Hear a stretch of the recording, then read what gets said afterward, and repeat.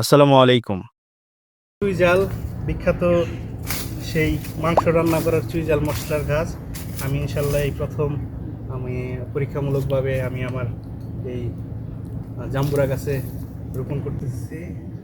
চুইঝাল আমাদের বাঙালি রান্নার এক অতি জনপ্রিয় ও ঐতিহ্যবাহী মশলা। এর গন্ধ ও স্বাদ যে কোনো মাংসের রান্নাকে আলাদা মাত্রা দিয়ে উপভোগ্য করে তোলে। ছোট থেকেই গ্রামের সুগন্ধি রান্নার মধ্যে এই মশলার গুণগত স্বাদ আমার মনে বিশেষভাবে জায়গা করে নিয়েছে। তাই অনেকদিন ধরে আমার ইচ্ছা ছিল এই দামি ও মূল্যবান চুইঝাল গাছ আমার বাড়ির পাশে লাগাবো, যেন নিজেই এর স্বাদ পেতে পারি এবং আমাদের আশেপাশের প্রিয় মানুষদের উপহার দিতে পারি। আজ সেই ইচ্ছাকে সামনে রেখে আমি চুইঝাল গাছের কাটিং সংগ্রহ করলাম। এরপর আমার বাড়ির জমিতে থাকা জাম্বুরা গাছ, কাঁঠাল গাছ এবং আম গাছের গোড়ায় সাবধানে এই কাটিংগুলো রোপণ করলাম। গাছ লাগানোর সময় যত্ন সহকারে মাটি খুঁড়ে পুষ্টিকর মাটি যোগ করেছি, যাতে গাছ ভালোভাবে বাড়তে পারে। শুনেছি এই চুইঝাল গাছ সম্পূর্ণ বড় হতে প্রায় 2 বছর সময় লাগে।